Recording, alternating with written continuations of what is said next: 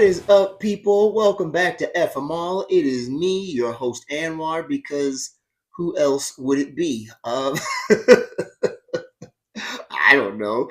Anyhow, if this is your first time here, FMall is part a nod to the James Baldwin quote you saw in the intro, and part my promise to get you out of here in 15 minutes or less. So, we'll talk about some stuff that's happening in the world, talk about some stuff happening in DC, a little bit about what's happening in Nevada where I live, and hopefully we'll all be a little more informed and you can be on your way in 15 minutes or less. So, that stated, let's get to it, shall we?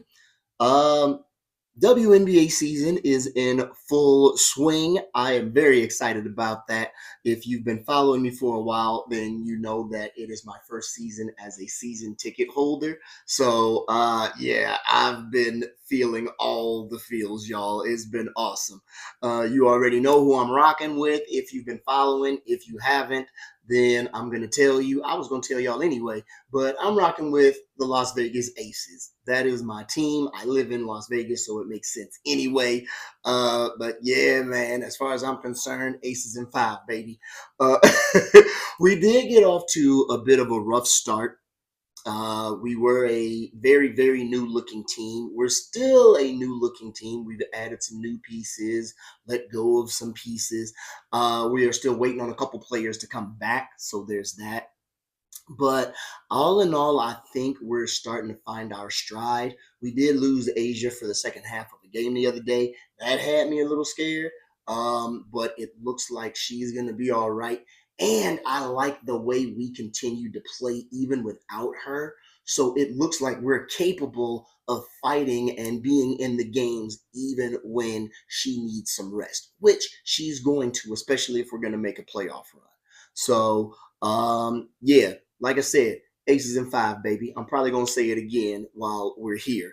I do like our rookie Aaliyah Nye. I like her a whole lot. Like every game, I see her confidence growing, and she is lethal with that three ball, man. Like, woo! Um, I really do like her. I also like the trade we made for Melissa Smith.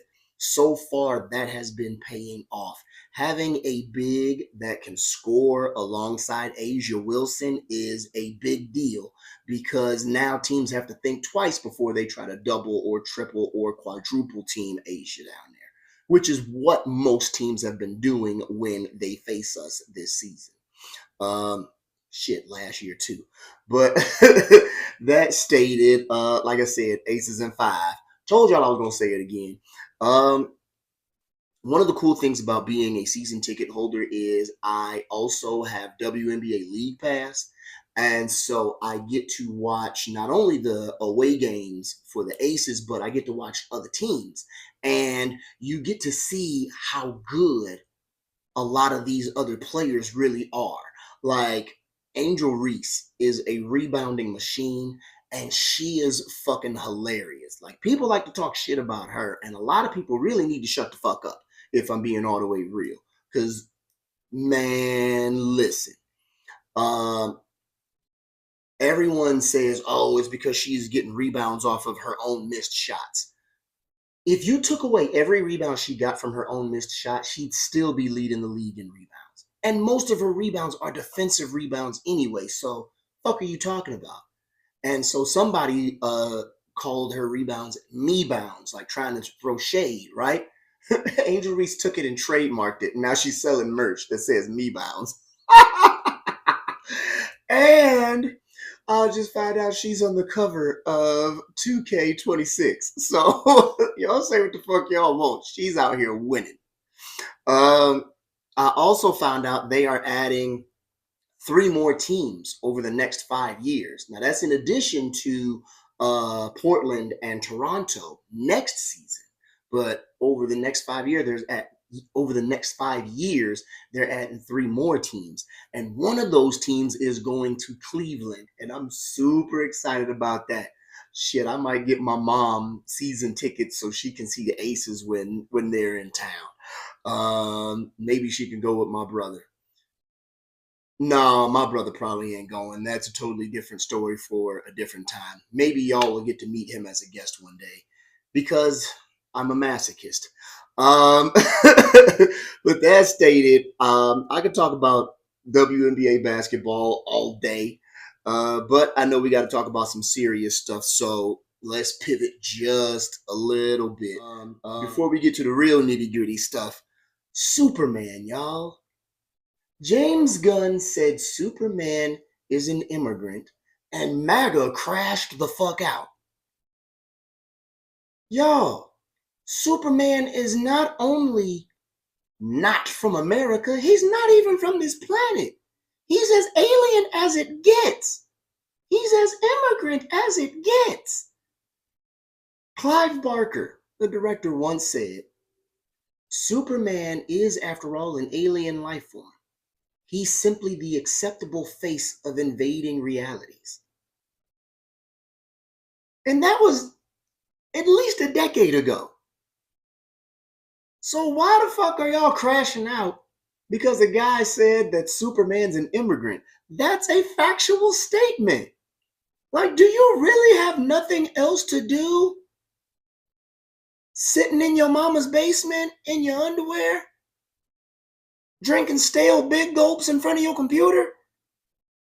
Like, go outside. Touch grass or concrete or breathe fresh air or something. Shit. You motherfuckers are nuts. That's all I'm gonna say about that, y'all. Cause man, shit. Um, on a more serious note, by now you've probably heard Republicans have managed to force that big bag of shit bill through Congress. Ain't shit beautiful about it. I'm not going to dignify it with that word anywhere around it. It is bigly bad, like I said before. In order to get it done, Republicans in the House and the Senate took an axe to Medicaid. And if you're thinking, well, Medicaid doesn't affect me, I want you to Google Medicaid in and then put your state. Because Medicaid shows up under a whole lot of different names depending on what state you're in. And chances are, while you think it doesn't affect you at all, it actually does. And not only does it affect you, it probably affects some people you care about as well. They took an axe to that to give a bigger tax break to billionaires. So if you're not a billionaire, you don't get to reap in it anyway. You're just emptying your pocket so people who don't need the money can have more of it. Tell me what sense that makes. Maybe Medicaid really doesn't affect you. You care about the troops, don't you? I know you do. Because when Colin Kaepernick knelt in protest during the anthem, you said, what about the troops? And what about the veterans? These people, in order to give a tax break to billionaires, they took an axe to VA benefits as well.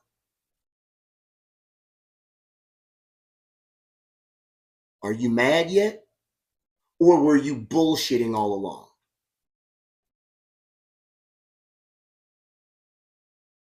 Yep, they took an axe to VA benefits too.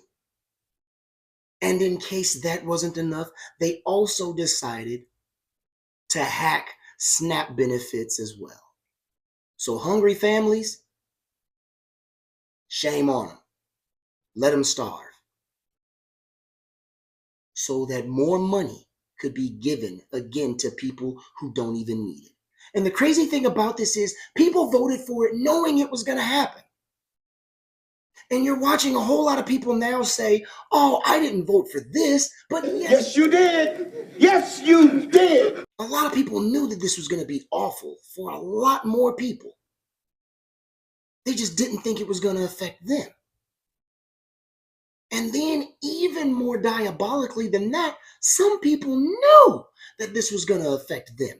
And they supported it and they're cheering for it now because they know that some people are suffering more. Think about that. There are people who are willing to go without and willing to suffer simply because of the idea that someone else might be suffering more.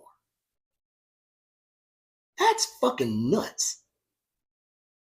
But that's America for you. Case in point, why do you think we don't have universal health care?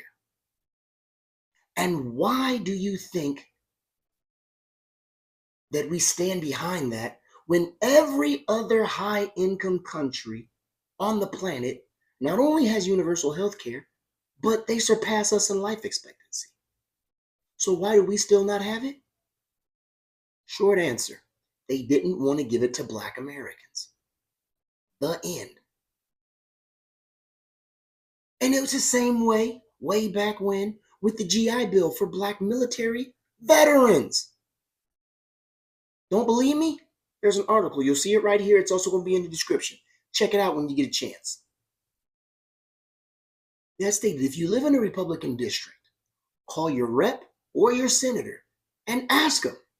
Ask them why they voted to let the least of these among us starve and be kicked off of health care and lose veteran benefits so that they could give more money to people who have way more than they need and will ever need.